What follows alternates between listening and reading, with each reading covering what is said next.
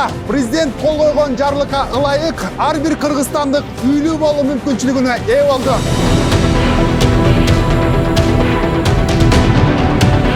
Ай мурда мен дагы ушул жаркыраган турак жайдын курулуш иштерине күбө болуп кеткем. Арадан аз убакыт өтпөй бул батирлер ээлерине тапшырылчу күн келди.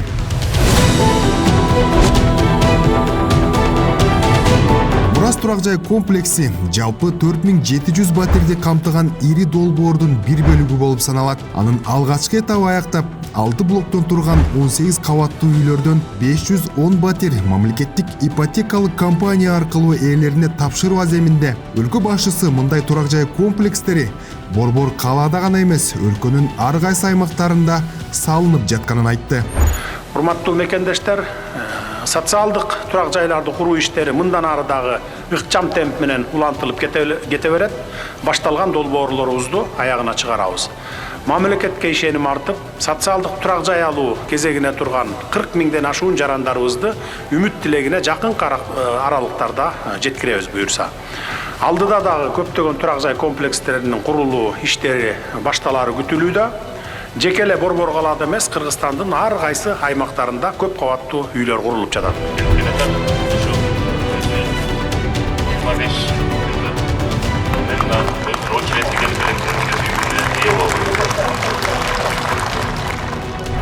Ак өргөлүү болгондордун көбү ар кайсы кесипти аркалаган жарандар. Айрымдары көп жыл бою турак жай үчүн кезек күтүп келишкен. Өлкө башчысы ак өргөлүү болгондорду куттуктап, айрым суроолоруна жооп берди.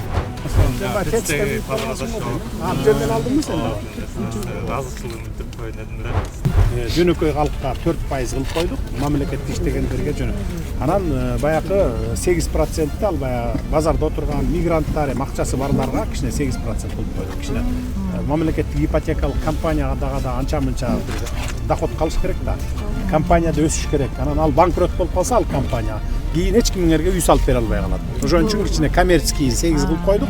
А жөнөкөй калкка баягы 25 жылга деп узак мөөнөткө берип атабыз. А мурда 10 жылга берчү, и то 30%ын алдын ала төлөчүсүң, 30%. Анан калган 70-ин ошо 10 жыл бөлүп төлөчүсүң, и 14% болчу да. Бул турак үйлөрдүн дагы бир өзгөчөлүгү өзүнчө от казандар менен жылытылат. Бул бизде лишний. Азыр мына бирөөсү иштеп Калгандарын иштетсең тегеректегилер бар. Тегеректегилерден биз сен кошуп алабыз, айрыкча иштетип айтып. Эметип атабыз, жана мектептер курулуп калса, жакын жерде муну кошуп койсок болот. Кошулат да. Бизде азыр ТЭЦ-те 25% батарея, а бул батарея жок. Бунда батарея жок да. Ичинде ушундай кыргыздын музыкасы жаңырган, кыргызча сүйлөгөн бул лифттер ипотекалык компания курган бардык турак жайларда коюлган. Бул ата мекендик өндүрүш. Апасы болосуз ба деп. Кайда иштейсиз? Маслер кызматында. Аскердагы кызматында. Кайсыл эмеде? Минобороныда. Кайтаруудан камера кызматында.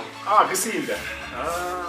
Очередке турушкан. Электрондук очеред менен өзүнүн очереди менен. Канча жыл болду очередте турган? Очередте 2020-да турганбыз, гикке. Андан кийин аскер кызматында очередте ал жакта барчу. Ал жактан очеред. Мамлекеттик кызматкерлердин арасынан алардын электрондук эмеге турган. Уже электрондук башталган экен бизде. А мурункулар 345 уже алдыга чыгып кетти. Сапаты жагынан мыкты, заманбап стилде салынган бул турак жайда ак өргөлүү болгондордун кубанычында чек жок. Кезекте турганыма 4 жыл болду. Льготный программаны алганбыз. Айтар сөзүм чоң рахмат. Көп жылдан бери ушу кезекти күткөнбүз. Кезекти күтүп өз кезеги менен алдык. Убагында эле Шо круто. Баары сол. Аллах разы болсун. Бүгүн ачкычтары ээлерине тапшырылып жаткан бул турак үйлөрдүн биринчи гана баскычы. Мына бул бүткөн турак үйлөр. Ал эми мен аркамда турган мынакей бул жерде дагы бир 5 корпустун бүтөйүн деп калганын көрүп атабыз. Аягына чыгайын деп калган курулуш иштери булар болсо келерки жылдын биринчи кварталында ээлерине тапшырылат.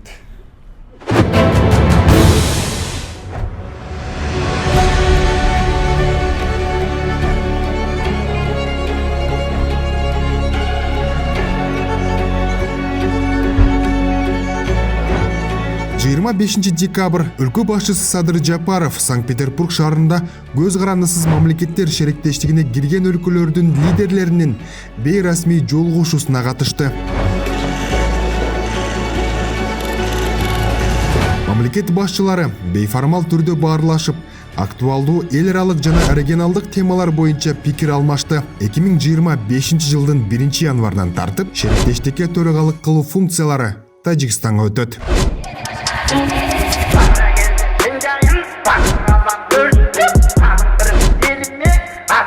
26 декабрь Армениянын төрагалыгынын алдында өткөн ЯЭПтин кезектеги жыйынында өлкө лидерлери актуалдуу маселелерди карап, интеграциялык процесстерди тереңдетүүнүн келечектүү багыттарын талкуулашты. Лидерлер бир катар маанилүү чечимдерди жана жогорку Евразиялык экономикалык кеңеште 18 актыны кабыл алып, ЯЭПтин бажы транзитинин бирдиктүү тутуму жана 3-чү тарап жөнүндө макулдашууга, бирлик жөнүндө келишимге өзгөртүүлөрдү киргизүү тууралуу протоколдорго кол коюшту.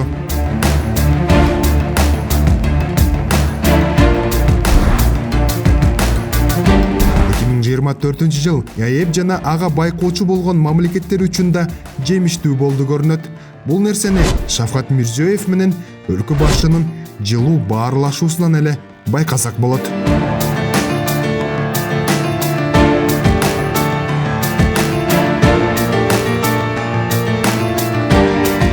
Евразиялык экономик бирикменин ортосунда биздин деген мамлекеттердин ортосундагы жакшы экономикалык жактан жетишкендиктерди деген белгилеп атат. Азыр деген 20дан ашык документке кол коюлду. Ошол документтердин баары тең Кыргызстандын экономикалык кызыкчылыктарын колдогон чечимдер болуп атат.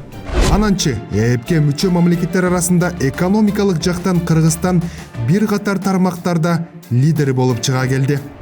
Биздин экономикабыздын өсүү темпи мынакей ошол 11 айдын жыйынтыгы менен 9%-ын алкагында болгон. Азыркы эң негизгиси өсүү темптерин көрсөтүп аткан бул соода сатык, курулуш тармагы, анан кийин кызмат көрсөтүү тармактарынын алкагында болгон. Инфляция бүгүн Улуттук банктагы өзүнүн билдирмесинде ошол жылдын жыйынтыгы менен инфляция 6,5-7%-ын алкагында болот деген билдирүүнү берип атат. Мен ойлойм бул жетишкендиктер жаман эмес. Ошо жыл ичинде биздин божомолубуз боюнча ички дүң продукциянын көлөмү 1,5 триллиондон ашат. Өсүү темпи 9%-дан кем болбойт деген ойдобуз. Ал эми Кыргызстан карманган көп векторлуу тышкы саясатта өлкө башчысы көтөргөн бир топ маселелер эл аралык коомчулук тарабынан колдоого алынып, өлкөнүн аброю артып жатат. Президенттин деңгээлине алатын болсок, урматтуу Садыр Нуркожоевич 24 ар түрлүү иш сапар жасады. Бул Азия мамлекеттеринде, Европа мамлекеттеринде, эл аралык уюмдарда, ООНдо болду.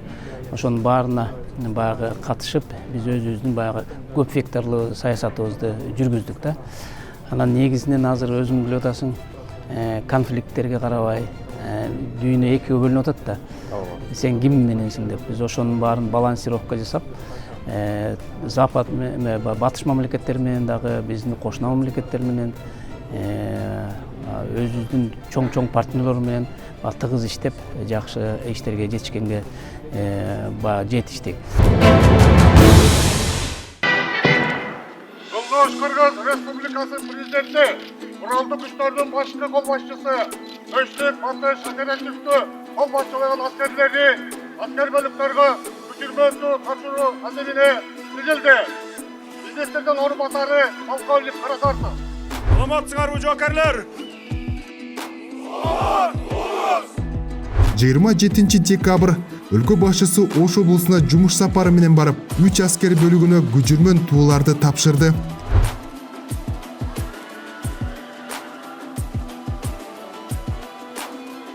Мамлекет башчысы Баткен облусунда 2,5 миллиард сомдук заманбап аскердик шаарчылардын, турак үйлөрдүн жана бала бакчалардын курулушу тууралуу маалымат берип, заманбап аскердик технологияларды, анын ичинде учурдун талабына жооп берген учкучсуз учуучу жабдууларды чогултууну жолго коюу керектигин айтты.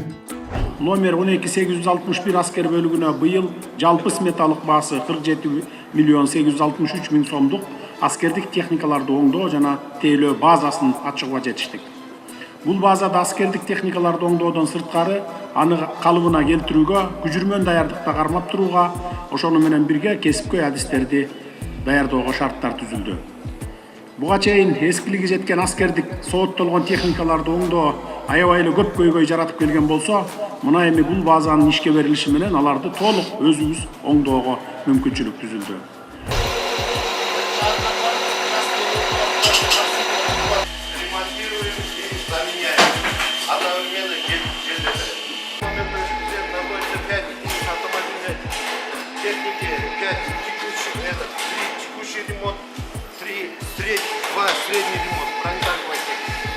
Буга чейин кыргыз армиясына жетишерлик көңүл бурулбай келгени баарына маалым. Акыркы 4 жылда бул тармак түп тамыры менен өзгөрүп, заманбап талаптарга жооп берген күчкө айланды.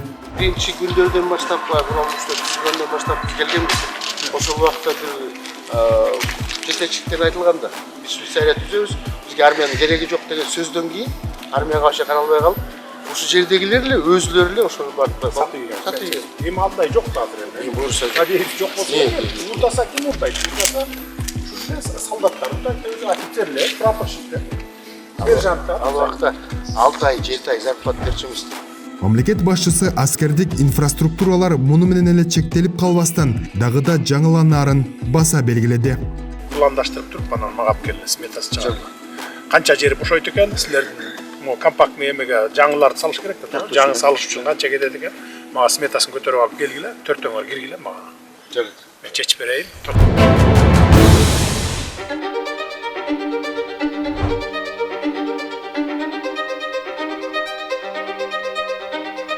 Сөз жүзүндө айтылып келген Кытай, Кыргызстан, Өзбекстан темир жол долбоорун ар бир кыргызстандык жаран көптөн күтүп келсе, эми минтип президенттин иш билгилигинин натыйжасында жүзөгө ашууда. Өз сөзүндө өлкө башчы бул долбоор чыгыш менен батыш өлкөлөрүн байланыштыра турган маанилүү стратегиялык көпүрө экенин айтты.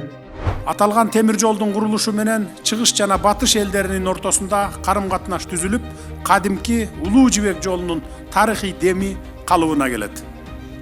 Ал эми Кыргызстан үчүн бул долбоор көп кырдуу мааниге ээ. Биринчиден, аталган темир жолдун курулушу өлкөнүн экономикалык жактан өнүгүүсүн ыкчамдатат.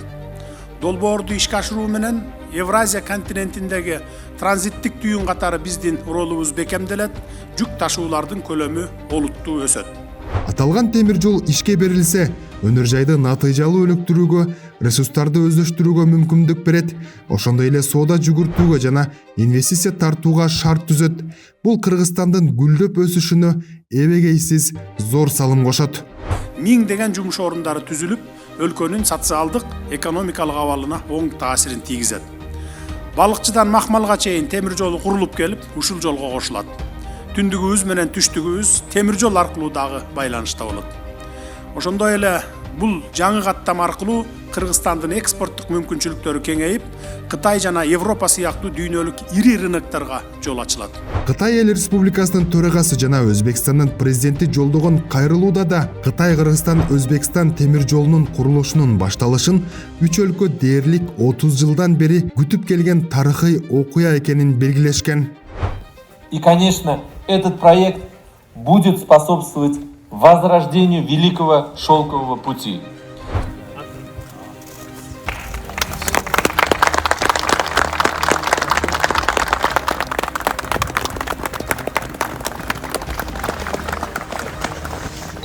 Мы тоже придаем большое значение. Почему? Потому что это очень большой мегапроект. Это весь мир смотрит на этот проект. 2024 жыл эмнеси менен эсте калды десеңиздер, Кыргызстан, Кытай, Өзбекстан темир жолунун курулушунун башталган жылы деп тарыхта калды окшойт. Чыгыш менен батышты байланыштырган бул стратегиялык көпүрө Жалал Абад аймагындагы болжолду мына ушул жерге туннель казуу иштери менен башталганы турат. Бул темир жол Борбор Азия чөлкөмүнүн Кытай менен эң кыска кургактагы жол аркылуу байланыштырган эл аралык маанидеги жаңы транспорттук артерия. Ошондой эле үч мамлекеттин көп кырдуу кызматташтыгын мындан ары кеңейтүүгө жана стратегиялык өнөктөштүктү бекемдөөгө зор өбөлгө түзмөкчү. Кыргызстан үчүн темир жолдун курулушу өлкө эгемендүүлүк алгандан бери эң ири долбоор болуп калды.